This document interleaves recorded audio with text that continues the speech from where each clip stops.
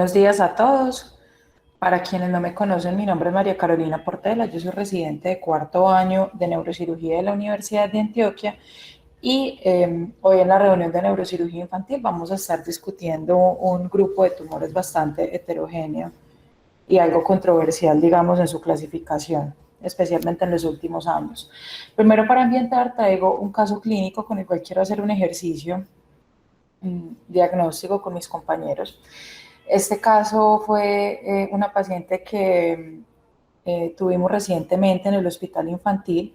Ella llegó el 17 de diciembre del 2020, una niña de 47 meses sin antecedentes previos de importancia, consultó con 2 meses de evolución de cefalea, náuseas y cambios comportamentales según la madre, y el día del ingreso había notado un deterioro rápido del sensorio hasta encontrar la niña sin respuesta pues verbal, motivo por el cual los padres decidieron consultar. La familia pues y la niña viven en área rural de un municipio cercano al Valle de Aburrá. Inicialmente consultaron a su hospital local, desde donde remitieron pues a la institución. Al ingreso a esta institución, la paciente estaba comatosa, estaba hipertensa, bradicárdica, con un Glasgow de 5 puntos, tenía una respuesta motora con rigidez flexora y sin respuesta verbal ni ocular, anisocórica. Con este examen físico y con este cuadro clínico inicial, pues decidieron asegurar vía aérea y hacer una tomografía de cráneo inicialmente, la cual les mostraré a continuación. Me gustaría que alguno de los R1 que está conectado, de pronto el doctor Andrés Apolinaro o Cristian, no recuerdo si Jorge Montenegro está ya conectado, nos digan qué opinan sobre esta tomografía. Se las voy a ir pasando lentamente.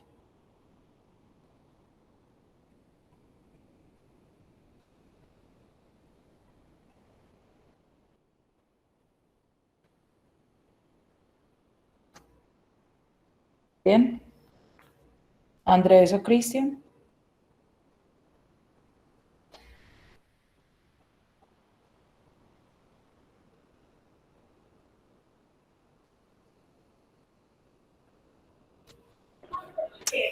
Lo caro, no la Bueno, de veo pronto mi todavía. compañera Amanda. Ah, hola Andrés, dale, te la devuelvo.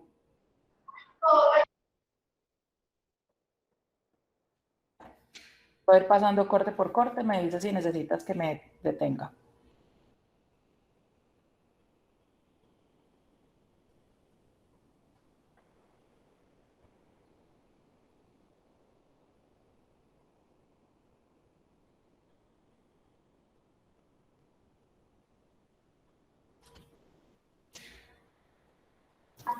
Encuentra Bien, una descríbenos. lesión isodensa, un corte axial con bastante hematesis lesional y que está ocasionando una dilatación de la parte posterior de los ventrículos laterales, incluso la lesión baja tanto que se ve una confusión también del tercer ventrículo, bastante, un cerebro peligrosado.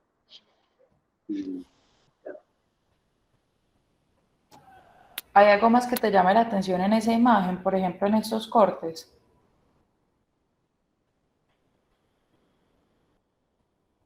Pues una imagen más circunscrita en estos cortes, de la parte frontal ¿Cómo? del lado derecho.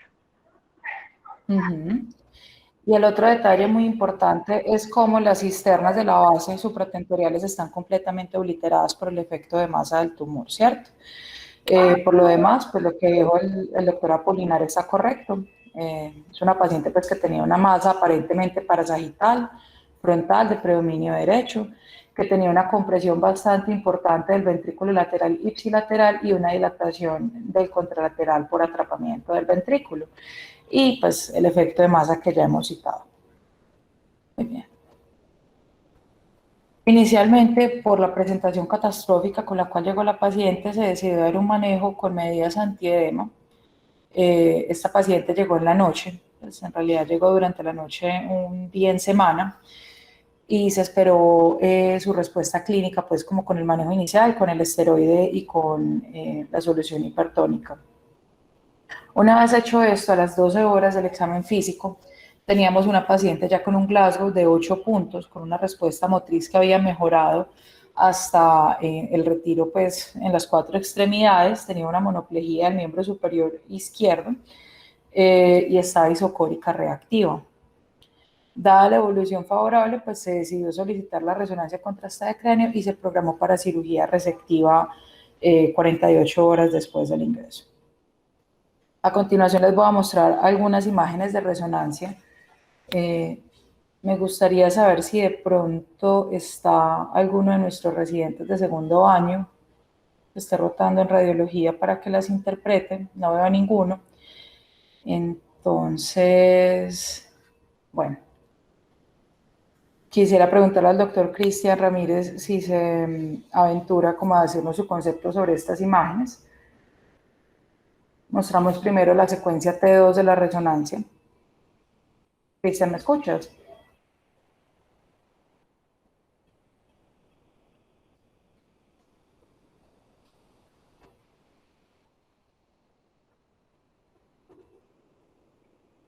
Bueno, vemos como la masa que describió el doctor Apolinar inicialmente en la tomografía está en una localización similar, ¿cierto?, a la que ya habíamos presumido con la tomografía.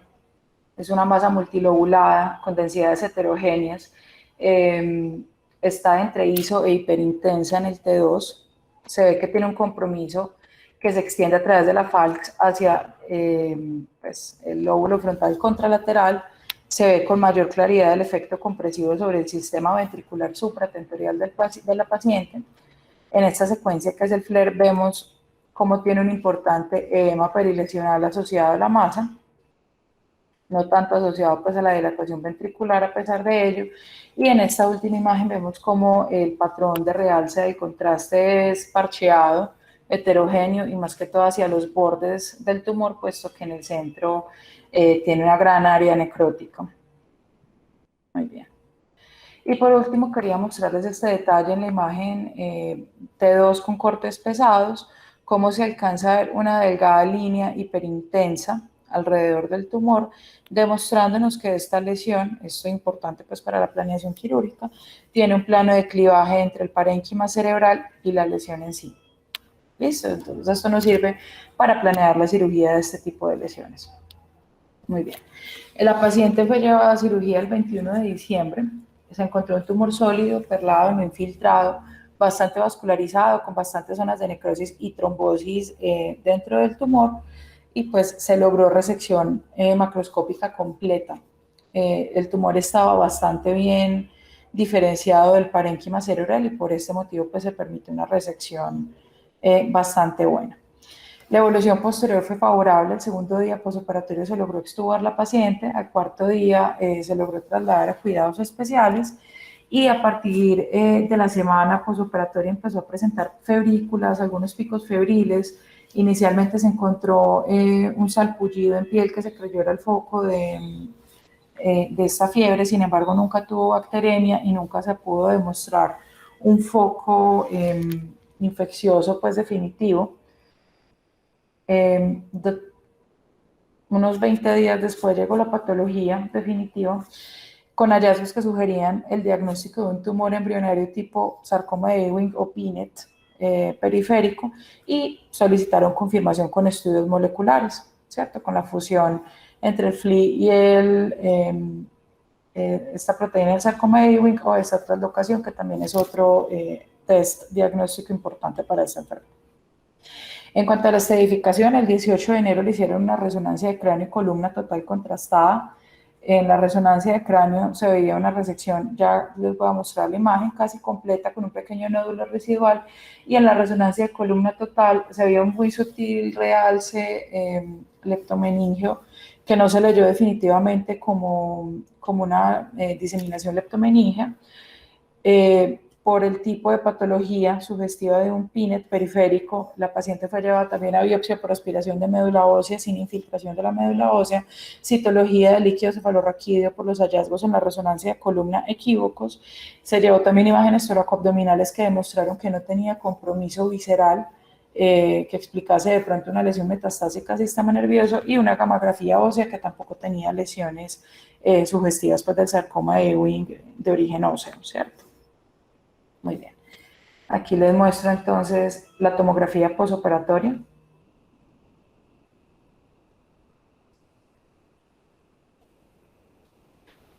Se ve como una muy buena resección. Hay algo de edema y de deformidad plástica persistente, especialmente hacia el lóbulo frontal derecho, con algunas zonas pues, de mínimo sangrado posoperatorio esperables en este contexto, y aquí algunos cortes de la resonancia hecha casi un mes después de la cirugía. Vemos que persiste la deformidad plástica y hay un sutil realce periférico que por el tiempo de evolución es difícil definir si se trata de tumor residual o simplemente de cambios pues, por hematoma ya en estadio subagudo. En estos dos cortes, entonces, los traje para mostrarles de pronto el nódulo que a nosotros nos llamó la atención como posible residuo tumoral, un residuo mínimo para el tamaño de la masa, y aquí el sutil realce leptomeningio que tenía pues hacia el cono medular y la porción distal de la médula espinal. Muy bien. Con esto, entonces, para revisar un poco el tema de los tumores neuroectodérmicos primitivos, este tema es un poco controversial, especialmente en cuanto a su clasificación. El PINET del sistema nervioso central es un término clásico, pero que cada vez se utiliza menos, puesto que este es un grupo heterogéneo de tumores agresivos, pobremente diferenciados, conformados por células embrionarias que son de una relativa frecuente aparición en pediatría como grupo, los tumores embrionarios. Sin embargo, la clasificación de estos tumores ha tenido muchos cambios en los últimos 5 o 6 años, por clasificaciones genéticas y moleculares. De hecho, en la última clasificación de los tumores del sistema nervioso central de la OMS del 2016, el término de PINET como tal salió de los digamos, enunciados diagnósticos, precisamente porque este es un grupo supremamente heterogéneo de tumores, como lo vamos a ir viendo en el transcurso de la charla. La clasificación actual da más importancia a los marcadores genéticos y moleculares que la misma histopatología, puesto que tumores que clásicamente se habían identificado como PINET con la histopatología y con las inmunistoquímicas, posteriormente con la realización de estudios moleculares y genéticos, se ha encontrado que pueden ser meduloblastomas, tumores teratoides rhabdoides atípicos, a raíz del descubrimiento pues, de estas alteraciones en este gen, en el C19MC, se encontró que los tumores embrionarios con rosetas en múltiples capas se pueden clasificar de acuerdo a su presentación o no. Los ganglioneuroblastomas también por genética se pueden clasificar individualmente y se pueden diferenciar de los PINET antes conocidos, de los neuroblastomas, los neuroepiteliomas. Todos estos tumores embrionarios que persisten en la clasificación actual de la OMS tienen cada uno sus marcadores genéticos y moleculares que permiten el diagnóstico aparte de la histopatología. La última categoría que quedaría de este grupo, que sería lo que sería hoy en día pues el PINET, con otro nombre naturalmente, sería el tumor embrionario del sistema nervioso central, no especificado de otra forma. En este último término quedan todos esos otros tumores bastante raros en sí, que no logran cumplir criterios moleculares o genéticos para ninguna de las otras enfermedades anteriormente mencionadas. Todas estas lesiones son agresivas, grado 4, sin excepción alguna, y es importante tener en cuenta que especialmente en el compartimento supratentorial podemos tener también compromiso por PINET periféricos, que también se conocen como tumores de la familia del sarcoma de Ewing. ¿Por qué motivo se clasifican juntos los sarcomas de Ewing y los PINET periféricos? Bueno, desde hace ya bastantes años se ha visto que su histopatología es bastante similar y también tienen marcadores moleculares comunes por los cuales se agrupan. La histología de esos tumores a su vez también es bastante similar a la de los tumores embrionarios del sistema nervioso central. Son tumores de células pequeñas, redondas, azules, pero su comportamiento biológico es diferente, por lo cual es muy importante hacer la diferenciación si estoy hablando de un tumor embrionario central o si estoy hablando de un PINET periférico. En cuanto a la epidemiología, los tumores del sistema nervioso central son el segundo tumor sólido más frecuente en pediatría y el 20% de esos tumores del sistema nervioso central en niños son de tipo embrionario, es decir, este grupo grande que estábamos mencionando anteriormente. Los tumores embrionarios supratentoriales tienden a presentarse en niños un poco más grandes, alrededor de los 8 años, y con predominancia femenina. Esto va en contravía del estimado global de los tumores embrionarios, que son más de niños más pequeños, por debajo de los 3, 4 años, y con una muy sutil preponderancia del sexo masculino. La supervivencia estimada de este grupo de tumores es del 30% a 10 años, sin embargo, esto depende de si hay o no metástasis leptomeningeas al momento del diagnóstico, de si la resección fue completa o no, y si se logra hacer una terapia adecuada o no. Los PINET supratentoriales, digamos ese grupo de tumores que hoy en día pues ya no aparecen oficialmente en la clasificación de la OMS, equivalen a aproximadamente un 2.5% de los tumores del sistema nervioso central pediátricos. Los estimados de la incidencia anual de estos tumores oscilan entre 0.03 a 0.15 casos por cada 100.000 niños. Esta incidencia es mayor en niños más pequeños. Estas últimas incidencias más bajitas son más de adolescentes ya. ¿Por qué se dio tanta importancia a la genética? A pesar de la histopatología que permitía diagnosticar un grupo de tumores como PINET del sistema nervioso central, en posteriores estudios que ahorita les voy a mostrar uno muy bonito del 2016, el 60 al 70% de esos tumores que por histopatología y por inmunistoquímica se clasificaban como PINET del sistema nervioso central, luego con los test genéticos y moleculares se reclasificaban en un amplio grupo de tumores, pues no solamente embrionarios, y básicamente por este motivo fue que el término de PINET del sistema nervioso central pues fue eliminado de la clasificación de la OMS del 2016. Muy bien, en esta tablita les quería mostrar, es de un artículo del 2016 de Epidemiología de los tumores cerebrales. Los tumores embrionales son el tipo de tumor más frecuente como grupo en los pacientes entre 0 y 4 años, y en los pacientes entre los 5 y los 9 años son el tercer grupo histológico más frecuente. Tenemos que la mediana de edad al momento del diagnóstico del tumor es de 9 años, esto pues porque hay un grupo de pacientes un poco mayorcitos que les puede dar la enfermedad. Y con esta tablita les quería mostrar la gran diferencia que hay en la presentación de los tumores embrionales entre los niños, en los cuales son entre el 15 y el 20% de los tumores del sistema nervioso central según la fuente consultada, versus en adultos donde los tumores embrionales solo son el 1% de todos los tumores del sistema nervioso central diagnosticados. Esto es importante tenerlo en cuenta a la hora de uno sospechar este tipo de tumores, sobre todo en niños. En cuanto al pronóstico, el compromiso leptomeningeo es bastante importante y se encuentra en hasta el 35% de los pacientes al momento de hacer el diagnóstico de la enfermedad, y esto es un marcador que predice el pronóstico pues, y la sobrevida global de estos pacientes. Es importante tener en cuenta por su naturaleza poco diferenciada y pues, por motivos realmente no muy claramente definidos en su historia natural, que puede haber, aunque son mucho más raras que las metástasis leptomeningeas, puede haber metástasis extraneurales del tumor. Por ende, si el paciente tiene síntomas o tiene lesiones viscerales, es importante estudiarlas para estadificarlas y ver si es uno de estos casos de metástasis extraneurales. Los factores asociados al pobre diagnóstico en este grupo de pacientes: el diagnóstico tardío, pobre estado general al momento del diagnóstico y la respuesta inadecuada al tratamiento inicial con cirugía, quimioterapia y radioterapia. El tamaño tumoral y los márgenes poco definidos también son factores asociados a pobre diagnóstico, no tanto de forma independiente, sino más porque se asocian a resecciones incompletas de la lesión, que en sí se ha visto que es un factor de buena respuesta al tratamiento, la extensión de la resección quirúrgica. Estos tumores tienen una marcada heterogeneidad, como ya les he dicho, por lo ende los marcadores genéticos son fundamentales, tanto para llegar a un diagnóstico preciso como para dar un pronóstico al paciente y a su familia. Por esta marcada heterogeneidad es muy difícil dar un pronóstico exacto de este grupo de tumores. Sin embargo, en las revisiones un poco anteriores, digamos, a estos cambios en la clasificación de la OMS, describían que la sobrevida a 5 años era del 30% en los pacientes que tuvieran menos de 5 años al momento del diagnóstico de un tumor embrionario.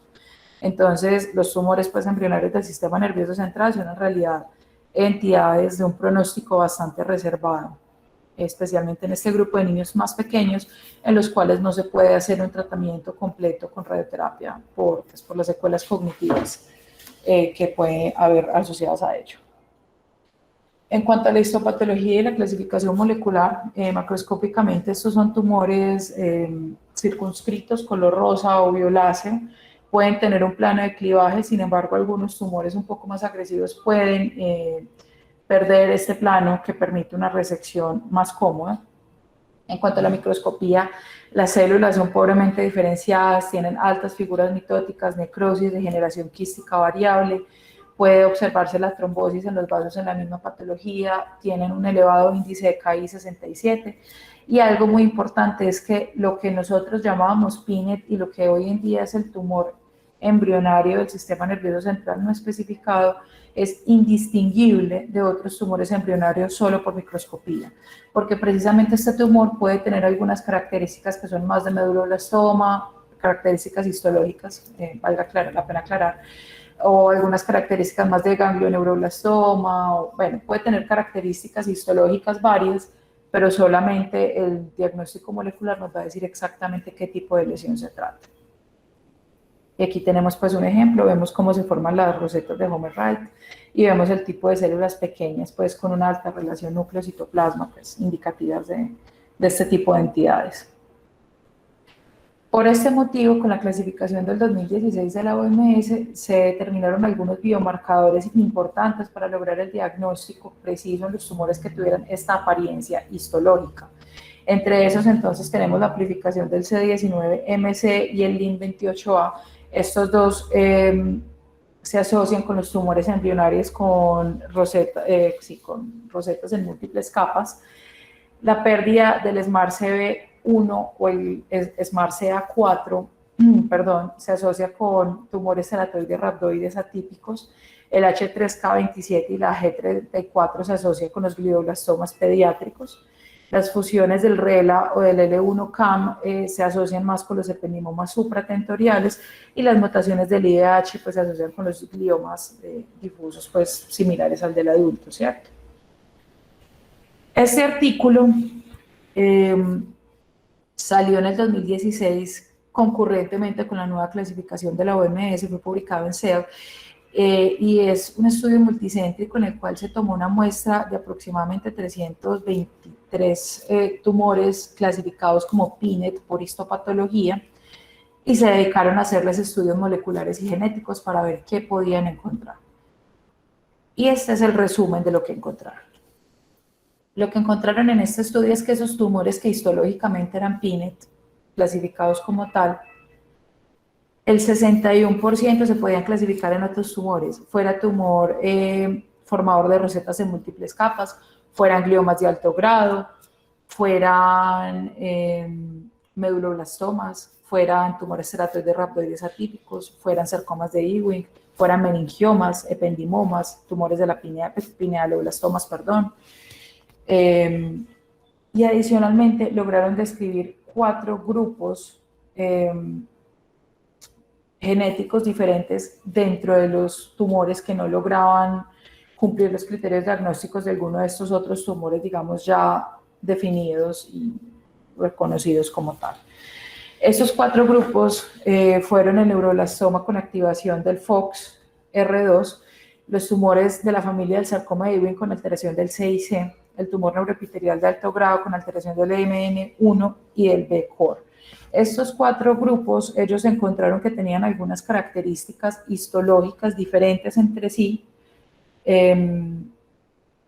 Por ejemplo, los tumores con alteraciones del FOXR2, la mayoría tenían histología compatible con un PINET, pero había un pequeño porcentaje que también tenían características de ependimoma y de glioblastoma.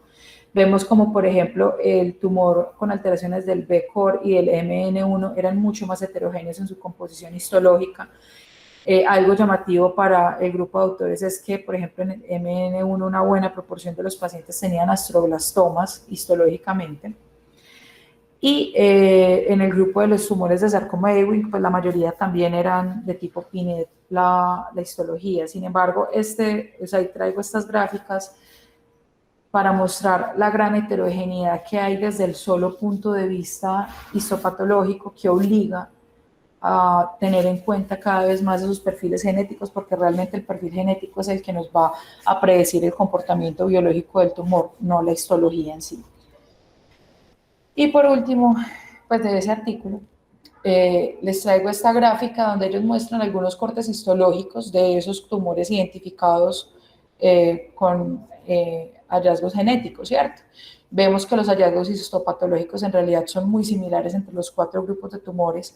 Algunos podían tener células en uso, algunos tenían más estroma, pero en realidad globalmente los tumores eran bastante parecidos histológicamente. Entonces, esto es un llamado a que tengamos más en cuenta los diagnósticos genéticos cada vez más, así sea un poco dispendioso en nuestro medio de obtenerlos. En cuanto a los tumores de la familia del sarcoma de Ewing o los PINET periféricos, como les decía, por allá desde el año 2000 ya se notaban similitudes entre los sarcomas de Ewing y los PINET periféricos, por ende se agruparon como dentro de una sola familia. De este grupo de tumores, la presentación ósea es la más frecuente en huesos largos y la presentación como un tumor primario del sistema nervioso central es rara, siempre se debe descartar primero cuando tenemos lesiones en el sistema nervioso central compatibles con este diagnóstico. Se debe descartar que haya enfermedad por fuera del sistema nervioso central, porque en ese caso pensaríamos más fácil en una metástasis del sarcoma de Ewing, que siendo muy rara es más frecuente que la lesión intracraneal sea metastásica que primaria, en el caso pues, de los sarcomas de Ewing. Este grupo de tumores es también muy similar histológicamente con los PINET centrales, pero hay grandes diferencias en su comportamiento biológico. Hay una revisión sistemática reciente publicada en World Neurosurgery en el 2018, en el cual encontraron que la supervivencia dentro del grupo de estos pacientes que tenían sarcomas de Ewing intracraneales primarios, la supervivencia era del 72%. Sí, tenían un seguimiento promedio corto de 12 meses, pero el rango del tiempo que lograron seguir algunos de esos pacientes, pues tenían un paciente con una supervivencia de hasta 20 años, por ejemplo. Entonces, al menos hay indicios que parecieran indicar que el pronóstico es un poco menos sombrío que el de los PINET centrales. Y en esta misma revisión sistemática, lograron encontrar algunos factores pronósticos en este tipo de PINET periféricos, que eran la extensión de la resección, el uso de radioterapia si había un residuo tumoral y la quimioterapia, tanto si había residuo como si la resección había logrado ser completa. Y en los pacientes en los cuales había lesión lítica craneal asociada, el pronóstico pues podía ensombrecerse un poco. En cuanto a la presentación clínica de estas lesiones, la principal presentación va a ser hipertensión endocraneal. Dependiendo de la edad del paciente, esto se puede dar con cefalea y emesis o con irritabilidad y llanto. Podemos ver aumentos del perímetro cefálico y fontanelas abombadas si estamos hablando de un menor de 2 años. Puede haber alteraciones visuales, estrabismo y otras alteraciones oculomotrices según el efecto pues, de la hipertensión endocraneana. Podemos tener retardo o regresión en las metas del neurodesarrollo, aunque también se pueden ver presentaciones pues, rápidamente progresivas como las de nuestra paciente. Los síntomas, hay algunos síntomas más específicos según la localización del tumor. Los tumores supratentoriales suelen asociarse más a convulsiones focales, a déficit motores tipo hemiparesia y alteraciones visuales, especialmente cuando hablamos de tumores de la pineal, mientras que en los tumores infratentoriales generalmente la presentación clínica la comanda el síndrome cerebeloso y la hidrocefalia obstructiva por oclusión a los tractos de salida del cuarto ventrículo. Por último, en los pacientes que lleguen a presentar dolor espinal, al igual que en los pacientes con medulloblastoma, es muy importante descartar compromiso metastásico espinal, puesto que esto puede ser un síntoma de ello. En cuanto al abordaje diagnóstico, es importante tener una resonancia de cráneo contrastada para observar la lesión y sus características, que en la próxima diapositiva la repasaremos. Adicionalmente, es fundamental tener una estratificación con resonancia de columna total contrastada para definir si hay o no metástasis leptomeningias, y en los casos en los cuales los hallazgos de la resonancia sean equívocos, como por ejemplo en el caso de nuestra paciente que tenía un muy sutil realce leptomeningio en el contexto de un posoperatorio relativamente reciente, pues se debe hacer citología de líquido cefalorraquídeo para uno comprobar si hay células circulantes o no. Y en el caso en el cual uno sospeche lo repito, ya lo había mencionado previamente, en el cual uno sospeche que sea un PINET periférico o un tumor de la familia del sarcoma de Ewing, pues periférico, se debe hacer imagen toracoabdominal, gamografía ósea y biopsia por aspiración de médula ósea para descartar compromiso sistémico que haya metastatizado al sistema nervioso central y que realmente pues esta no sea una lesión primaria, sino una metástasis de una enfermedad que se llama sistémica. Entonces, en la resonancia de los hallazgos, en las secuencias T2, las lesiones van a ser iso a hiperintensas respecto con el parénquima cerebral. En el T1 vamos a encontrar que la masa va a ser iso a hipointensa y puede tener algún grado de realce heterogéneo con el medio de contraste. Perdón, un segundo. Listo. Pensé que habían escrito algo en el chat. En las secuencias de eco gradiente podemos observar áreas de sangrado, calcificaciones, también esto es variable. En la secuencia de difusión hay una marcada restricción a la difusión porque estos tumores son hipercelulares, especialmente hacia la periferia. Nuevamente, hacia el centro tiende a haber necrosis tumoral, como vimos en nuestra paciente, y es fundamental tener la resonancia de la columna, puesto que pues, nos podemos encontrar con imágenes como estas, en los cuales hay múltiples nódulos metastásicos a lo largo pues, de la columna cervicodorsal. Muy bien. El tratamiento hoy en día para este tipo de tumores se habla que debe ser una terapia triple, puesto que es fundamental tener estos tres componentes, al igual que muchos otros tumores del sistema nervioso central, para lograr unos resultados óptimos de supervivencia. La resección quirúrgica es el primer paso. La idea es lograr una resección completa, macroscópica o casi completa. Esto se relaciona pues con el pronóstico del paciente. Habrá tumores especialmente que estén hacia la base del cráneo, que sean de mucho más difícil acceso y que la resección no pueda ser completa. Esto pues va a ser un factor pronóstico adverso. En cuanto a la quimioterapia, los esquemas de quimioterapia son bastante similares al del meduloblastoma, otro tumor embrionario del sistema nervioso central. Generalmente se utilizan combinaciones con vincristina, cisplatino, ciclofosfamida y o etoposide. En los casos en los que haya compromiso intratecal se puede utilizar terapia intratecal con metotrexate y topotecan, y en algunos casos selectos en pacientes con alto riesgo de recaída se pueden utilizar quimioterapias mieloablativas seguidas de rescate pues, con células madre hematopoyéticas para lograr una erradicación del tumor.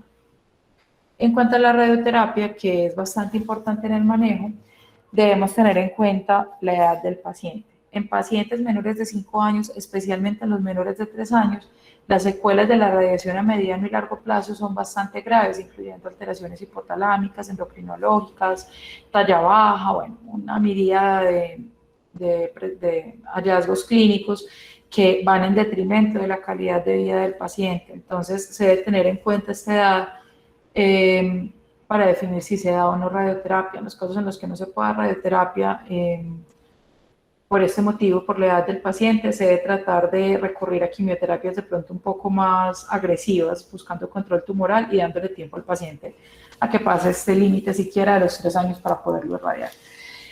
La radioterapia, en el caso de los tumores del sistema nervioso central, pues de los tumores embrionarios del sistema nervioso central como tal, por el alto riesgo de metástasis leptomeningias, se debe hacer radioterapia craneoespinal, inclusive aunque no haya evidencia de metástasis inicialmente. Se utilizan dosis entre 50 y 60 grays, y en el caso ya de los PINET periféricos, de los sarcomas de Ewing, que estén en el sistema nervioso central, se puede considerar radiación local. En estos tumores la experiencia es mucho más escasa porque son mucho más raros los tumores pues, de sarcoma de Ewing que estén directamente, pues que su origen sea intracraneal y no que sea una extensión de la calota hacia el compartimento intracraneal. Sin embargo, en los casos pues, reportados en la literatura se ha utilizado radioterapia localizada si no hay evidencia de metástasis leptomeningias, y con esto pues, se ha visto resultados satisfactorios clínicamente. Bueno, y ya para finalizar como conclusiones, para que discutamos un poco entre los asistentes, me parece importante que a pesar de que esta categoría de tumores ha desaparecido en la última clasificación de la OMS, es fundamental tener en cuenta que pueden existir este grupo de tumores heterogéneos, agresivos, dentro del diagnóstico diferencial de las neoplasias del sistema nervioso central. perdón, en pacientes pediátricos. Nuevamente hago énfasis en la parte del diagnóstico genético y molecular. Es fundamental, puesto que la genética es la que nos define cuál es el diagnóstico real de estos pacientes, cuál es el pronóstico y a futuro qué implicaciones puede haber en el manejo. Y hoy en día, pues por lo menos aquí en Medellín, tenemos algunas dificultades con esa parte de la clasificación genética de los tumores por la disponibilidad de las pruebas en el medio. Y por último, me parece también importante tener en cuenta la posibilidad de estos tumores PINET periféricos en las lesiones supratentoriales, especialmente las lesiones asociadas a leptomeninges y a dura madre. ¿Esto por qué motivo? Porque pues lesiones de esta localización con histología compatible pues deben obligar a uno a solicitar estudios de extensión y manejo adyuvante de forma rápida. Esto es fundamental especialmente si no contamos con un equipo de oncopediatría que nos apoye pues en todo el abordaje diagnóstico inicial del paciente. Bueno, muchas gracias a todos. Quedo atenta a comentarios, preguntas.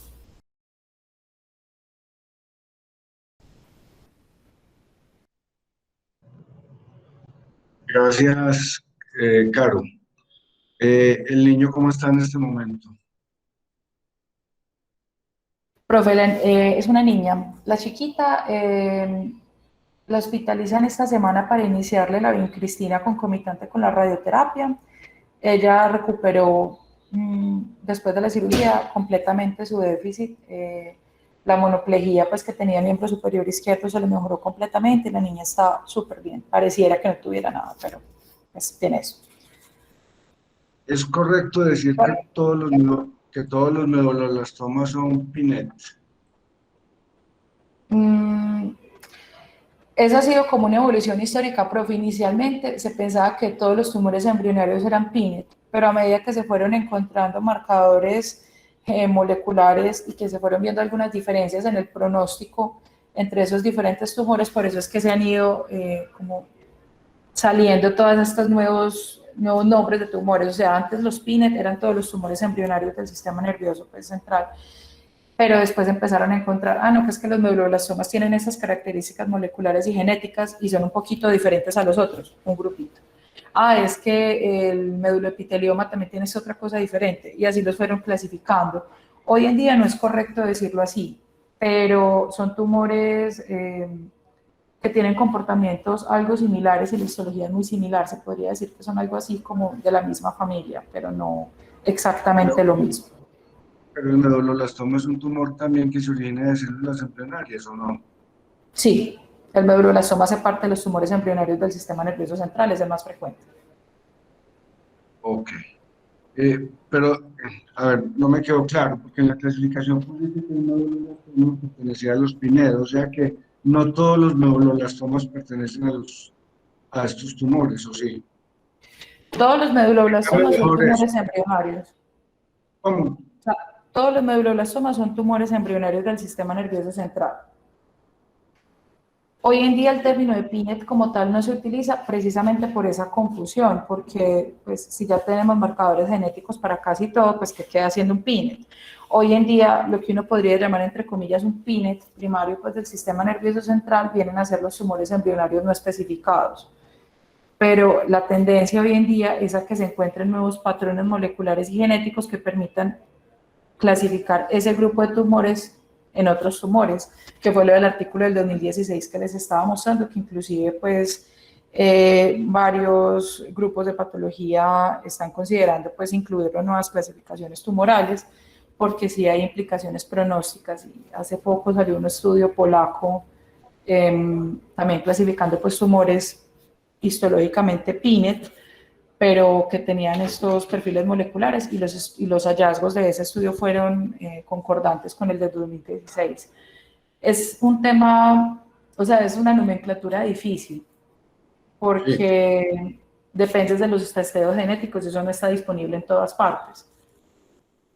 O sea que en un futuro el término PINET va a desaparecer porque todos los tumores van a tener una clasificación genética específica y van a ser nombrados de acuerdo a esa clasificación.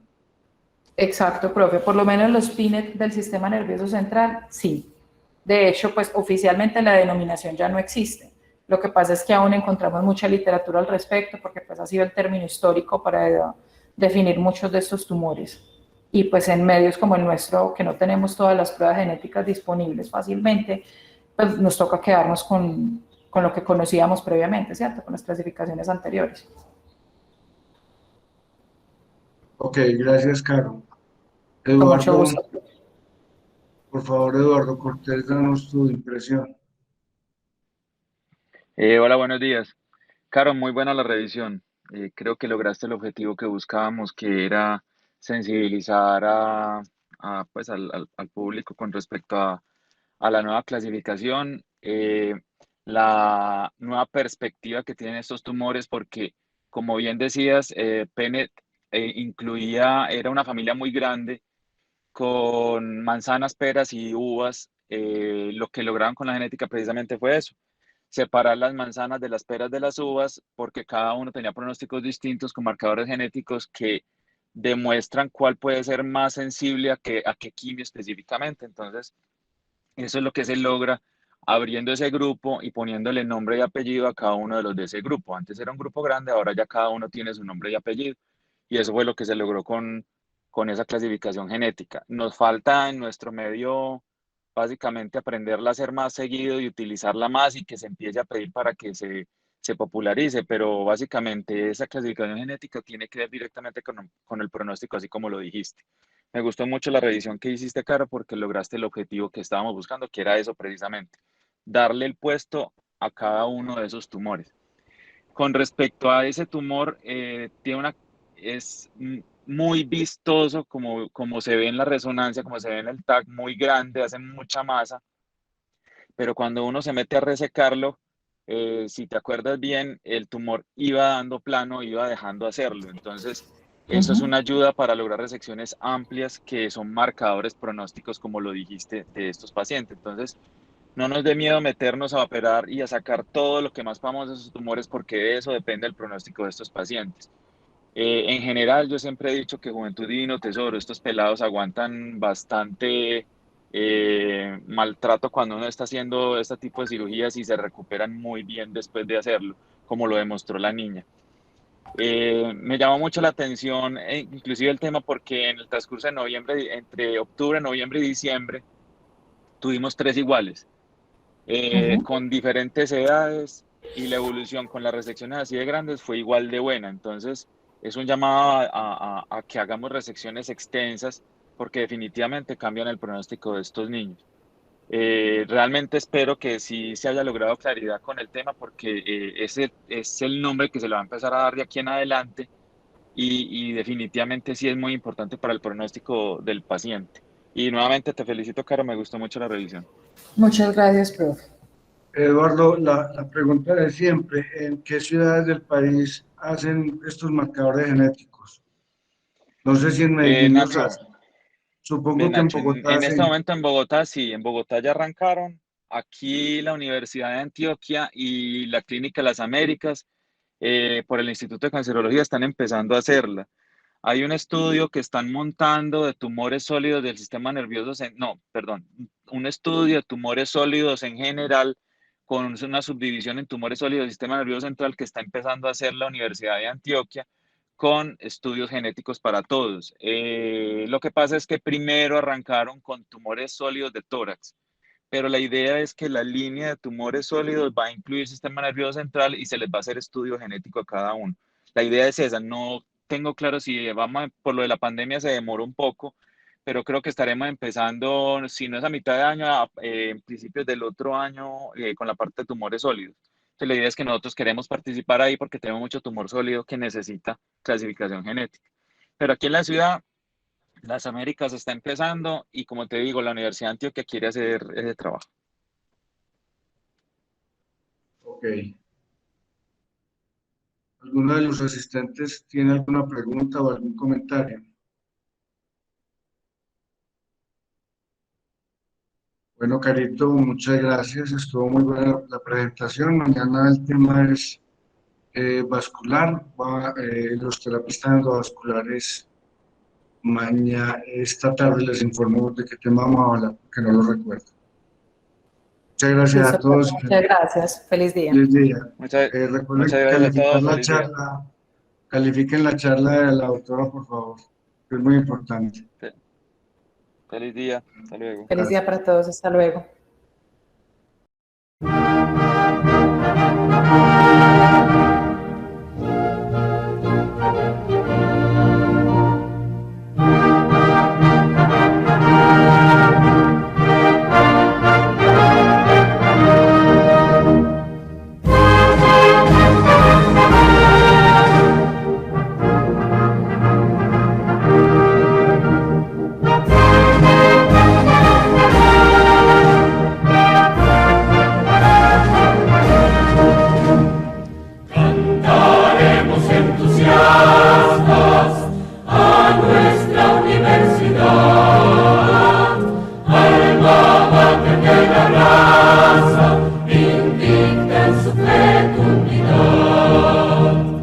¡Viva la universidad!